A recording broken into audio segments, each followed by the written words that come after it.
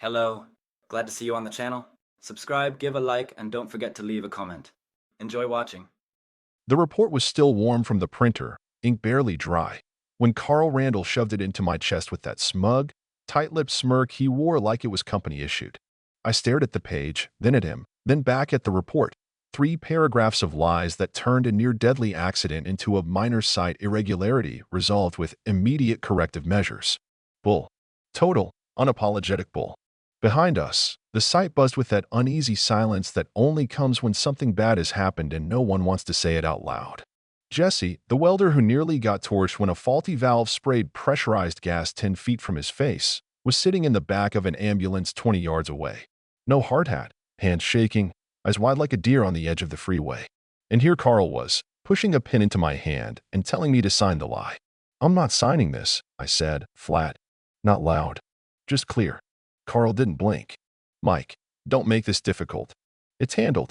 I looked at him, really looked, 50-something but clinging to 45 with overpriced hair dye and underdeveloped empathy, clipboard always in one hand, Bluetooth headset in the other. A guy who thought risk was just a line item in a spreadsheet. "It wasn't handled," I said. "That kid almost died because someone skipped a line check." That's when his jaw tightened and he leaned in close enough that I could smell his cologne. Some department store must trying to pass for executive-level authority. He didn't whisper. He spat the words. "We don't pay you to ask questions." And just like that, 17 years of early mornings, late nights, busted knuckles, near misses, and safety seminars drained out of me like old oil. I didn't shout. I didn't throw anything. I just took off my helmet, scratched, stickered, sweat-stained, and set it down on the table next to the report. "You don't pay me any more at all, then," I said, and walked out. Now, maybe that sounds dramatic. Maybe it sounds reckless. But you've got to understand, I didn't just walk out of a job that day. I walked out of a slow-burning betrayal that had been building for years. I walked out on bosses who shook my hand and cut my hours in the same breath. I walked out on a system that wanted my experience but not my age, my loyalty but not my questions. And I walked out with more than a sense of pride. I walked out with receipts. It didn't used to be like that. When I started in 2005, this job meant something. We had standards. Inspections were sacred. You had the authority to shut a whole site down if it wasn't safe, and you'd be backed all the way up the chain. I remember my first site lead, a crusty old Vietnam vet named Terry, told me, "Your job is keeping people alive. If they don't like that, screw him." But over the years, the screw turned. Safety budgets got cut. Paperwork got faked. I started seeing phrases like incident minimization strategy and optics management. Somewhere along the line, the numbers started matching more than the people. And I should have seen it coming, really. The signs were there. A younger guy, Mark or Matt or something, with a business degree and zero-site experience started sitting in on our safety meetings. Carl got promoted twice in a year after quietly burying a report I flagged about rusted scaffolding. One foreman called me the dinosaur behind my back, thinking I couldn't hear. Joke's on him. I've still got better hearing than he does. But you want to know when I really knew? When they stopped asking me for advice. When I became invisible unless something needed signing or worse, covering. That's what this report was. A cover job. Carl knew it. I knew it. Hell, the crew knew it. And the worst part? They all looked away. Because no one wants to be the next guy standing where I stood. Now, let me ask you something straight. What would you do if your boss handed you a lie and told you to swallow it? Would you sign it to keep the paycheck? Would you walk away and risk everything? Or would you, like me, start thinking about how many years you've got left to keep pretending you're okay with this crap? Because that's what I did. I walked away. Sure, but I didn't walk away empty-handed. Over the years, I'd saved every report, every flagged inspection, every time someone told me to just let it go. I had emails, backups, timestamped photos, even a spreadsheet tracking incidents that magically disappeared from the company dashboard. I didn't know exactly what I was going to do with all of it yet, but I knew it wasn't going in the trash.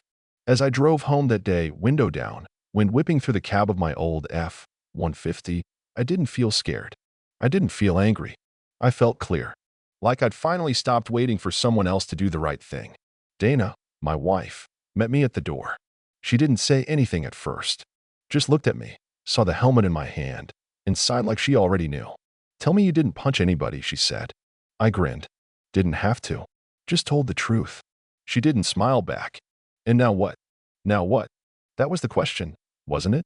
I wish I could say I had a master plan right then and there. I didn't. All I knew was Carl thought he'd shut me up, thought I'd take the hit, fade into the background, maybe grumble about it to my dog and a six-pack. But Carl didn't know that I'd been watching, that I'd been preparing. He didn't know what was coming Monday morning. And damn if I wasn't looking forward to it. You don't spend 17 years in one industry, especially one like construction, without collecting a few scars, both on your body and somewhere deeper, where they don't show up in the mirror. And I'm not just talking about the time I broke 2 ribs falling off a faulty scaffold back in '08, or when I took a chunk of rebar to the shoulder that left a dent like someone punched me with a steel pipe. I'm talking about the quieter injuries, the ones that come from watching things change just slow enough that no one raises hell until it's already too late. When I started with Dinsworth Industrial, I was 35 years old, proud of my calloused hands and my stubborn streak. I wasn't the smartest guy on the site, but I knew how to spot danger, and more importantly, I gave a damn about whether the guy next to me made it home in one piece. That used to mean something. Back then, the site leads respected safety, not because it made them money, but because they'd all seen someone not make it. You'd hear stories over lunch about Rick who didn't tie off, or Danny who lost a thumb to a loose belt, and nobody joked when the old-timers spoke. The work was hard, but the code was simple: keep each other alive. Somewhere along the line, that changed. The first sign came slow, like a draft sneaking in under the door in February. New faces started showing up, kids in polo shirts and shiny boots that never touched a steel beam, fresh out of business school with clipboards and confidence but not an ounce of grit. They started using phrases like efficiency metrics and risk-adjusted productivity in meetings that used to be about making sure no one got crushed by a forklift. I sat through one meeting where the new safety officer, a guy named Devin who looked like he'd get winded walking up a hill, said we were over-indexing on preventative actions and needed to streamline our field protocols. That's corporate force stop caring so much. It didn't happen all at once. At first, it was little things. Training sessions got shorter. Inspection checklists got trimmed. Budget meetings started ending with notes like, just keep it moving. Then it got worse. People started getting shuffled around. Senior guys got moved to less visible roles or suddenly became redundant. That word, redundant, it's the way they call you worthless without having the guts to say it out loud. I remember the day they let Steve Myers go. He'd been with the company since it was a 3-man crew with a rented backhoe. They handed him a packet and walked him out the back like a damn criminal. His hard hat was still warm when the kid replacing him slid into his chair. I stayed quiet longer than I should have. Part of me thought I could ride it out. That maybe, just maybe, they'd realize what they had and turn the ship around. I kept doing my job. Kept logging every inspection. Writing real notes, pushing back when something felt off. But every time I flagged a violation or recommended a site pause, the pushback got sharper. They started calling me old school. Said I needed to be more agile. Someone once told me I lacked digital fluency, whatever the hell that meant. I was fluent in not letting people die, and I figured that should have been enough. It wasn't. Carl Randall was the final straw, not because he was the worst, but because he was the most polished version of the disease that had been creeping through the company for years. He looked you in the eye and smiled while selling you out with the other hand. When he first came on, he made a show of shaking every hand and using words like team and respect.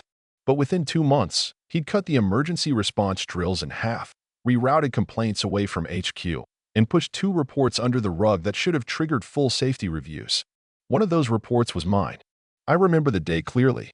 A load-bearing crane had rotated with a failed hydraulic pivot, putting a half-ton beam within inches of crushing a guy on the ground. I flagged it, filed the incident, and even recommended a 72-hour review. Carl called me into his trailer the next day, offered me a coffee I didn't drink, and said, let's not make this into more than it needs to be.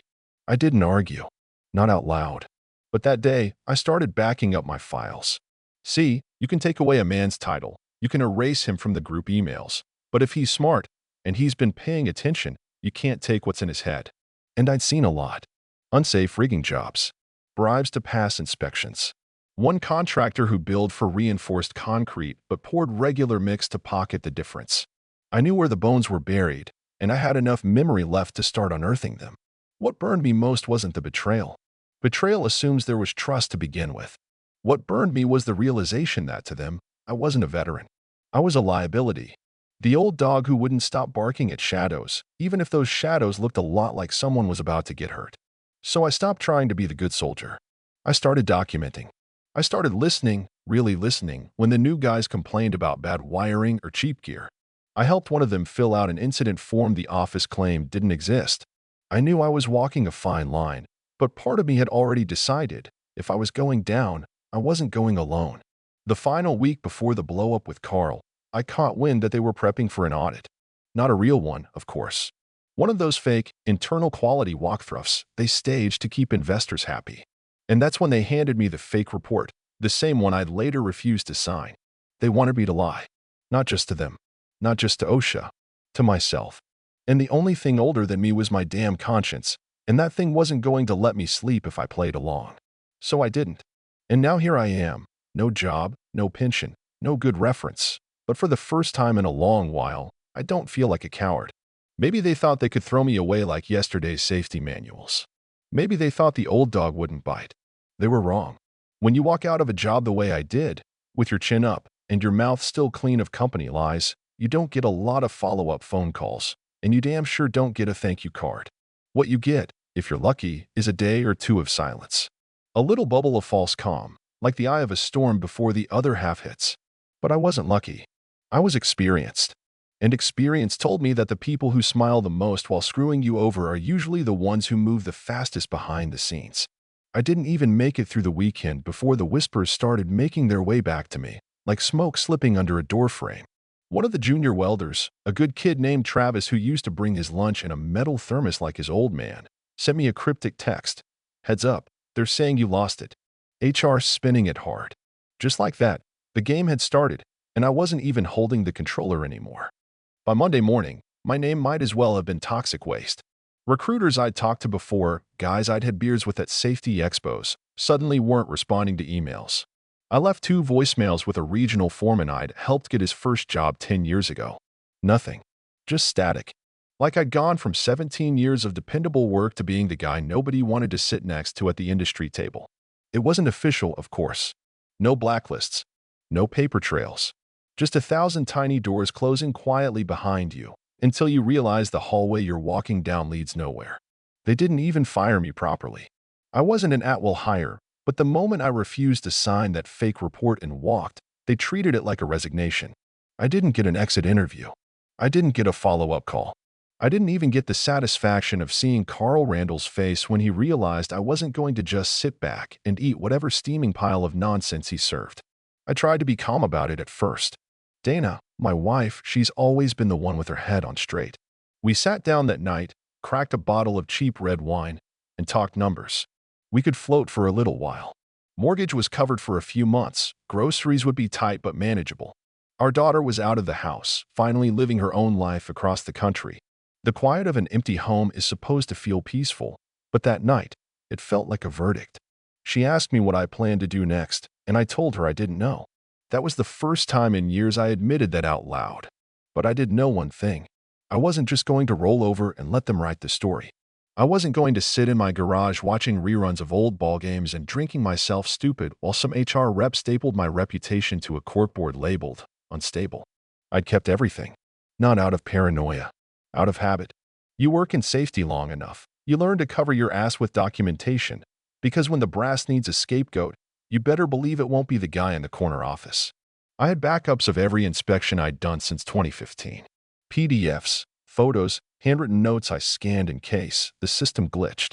I had timestamps on faulty equipment reports that got corrected later. I had emails, dozens of them, where I warned site managers about corners being cut. I even had a few recorded safety briefings where I brought up issues that got laughed off or outright ignored. I never thought I'd need to use them, not like this. But now, with the walls closing in and my phone colder than a January outhouse, I started seeing those old files not just as paperwork, but as ammunition. The spark came when I was flipping through one of my old notebooks, the kind I always carried in my vest pocket, filled with shorthand notes and quick sketches of job site layouts. Tucked in the back was a sticky note with my brother-in-law's name, Gary. Gary's a lawyer. Not the sleazy, billboard-smiling kind, but the type who reads contracts for breakfast and once made a Fortune 500 company settle out of court because they underestimated him. We'd never talked shop much. Family parties were about brisket, football, and avoiding politics. But when I texted him, Got time to talk whistleblower protection? He replied in less than 5 minutes. We met at a diner off Route 11, the kind with cracked vinyl booths and a waitress who refilled your coffee without asking. I laid it out. Everything. He listened, didn't interrupt, didn't even flinch when I said, OSHA violation for the third time in 10 minutes.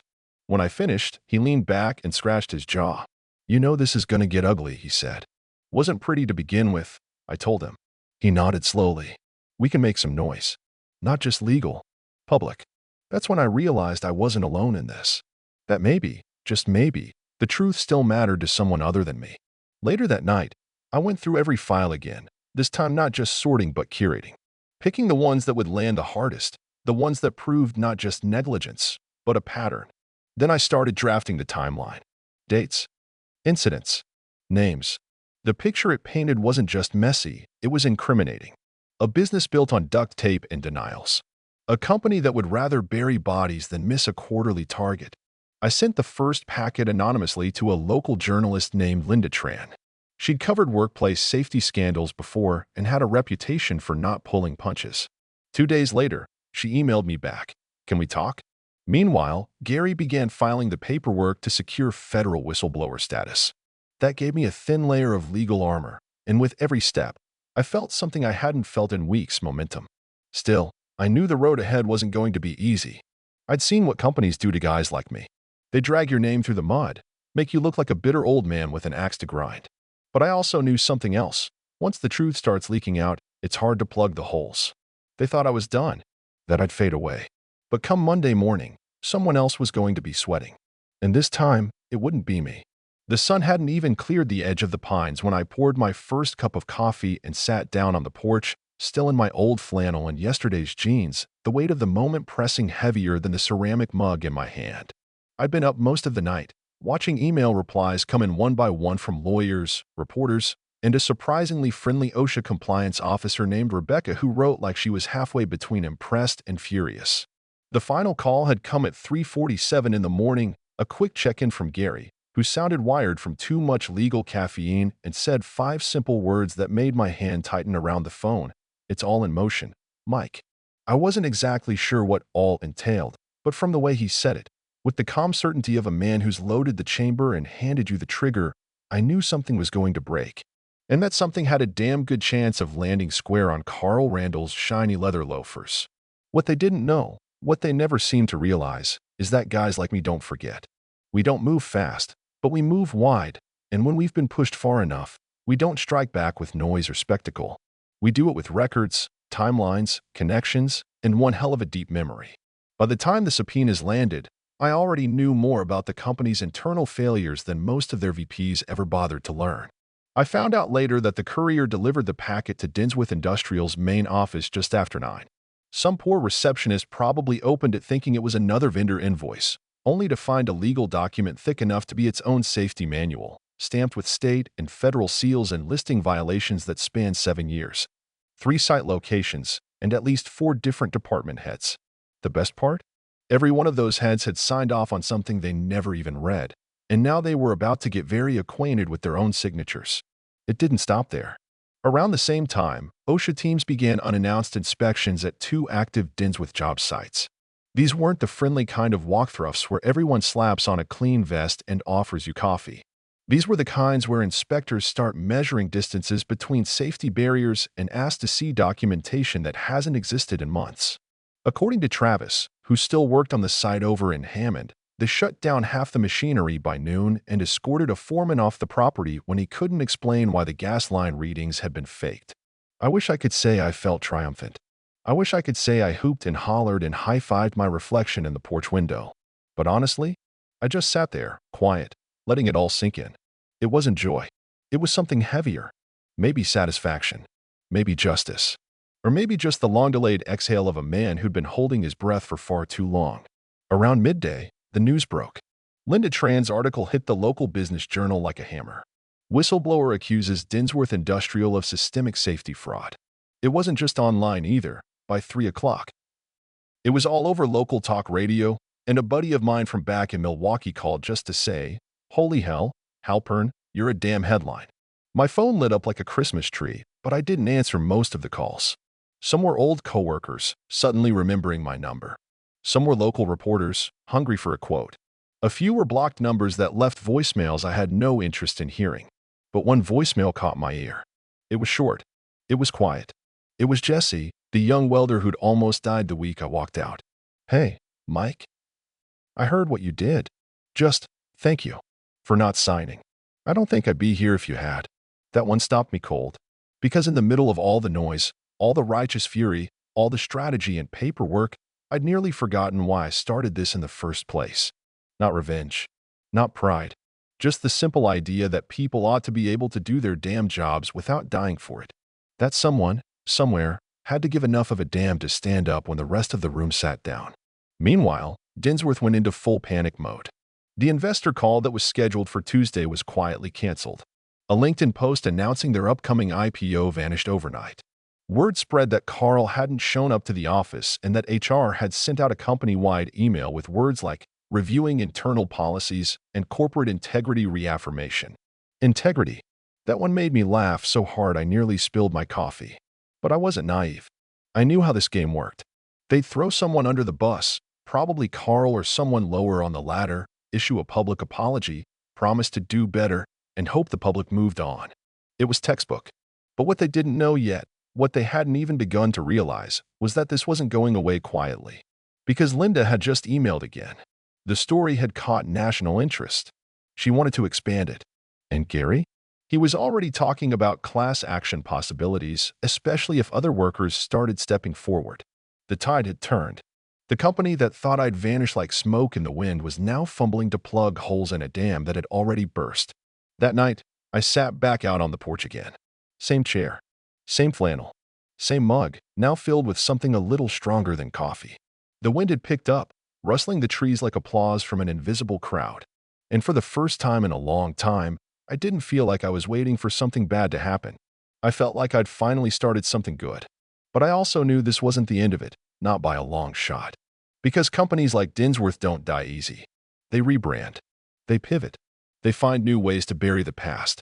And if I wanted this to stick, if I really wanted to make a difference, I'd have to be ready for the next phase, whatever that looked like. One thing was for sure, though. Carl Randall didn't expect this to arrive Monday morning. The thing nobody tells you about getting revenge, real revenge, the slow, methodical kind that requires patience and planning and a level of emotional control you didn't even know you had, is that it doesn't really feel the way you expect it to. It doesn't come with fireworks or triumphant music or a movie-ending monologue. There's no crowd cheering, no finish line to cross. What you get instead, if you're lucky, is a quiet evening, a little breeze rustling the trees, and the knowledge that someone out there, someone who once thought they had all the power, is now lying awake wondering how it all fell apart. That was me, 3 weeks after the fallout, sitting in the same chair on the same porch with the same damn cup of coffee, staring out at the same driveway that had stayed mostly empty since the day I walked off that job. Except this time, the quiet didn't feel heavy. It felt earned. Dinsworth was in shambles. Not completely ruined, companies like that never die outright. But they were wounded in a way that would take years to recover from, if they ever really did. The OSHA investigations hadn't just uncovered the things I'd reported. They'd peeled the whole rotten onion. Dozens of undocumented safety violations. Fake training records, tampered inspections, even some doctored pay records where lower-level workers got stiffed on overtime. And once the media picked it up, the public pressure was relentless. Local news. National headlines. Even a late-night segment with one of those smart-ass comedians who made politics sound like barroom gossip. Carl Randall, the smug, clipboard-clutching mouthpiece who once told me I was paid to shut up and nod, resigned to spend more time with his family, which is corporate code for we told him to run before the flames reached his office. One of the internal memos that leaked, one I hadn't even known about, mentioned my name directly, trying to paint me as a disgruntled former employee with a vendetta. That backfired beautifully, especially after the reporters got hold of Jesse, who told his story publicly, shaking hands and all, live on the evening news.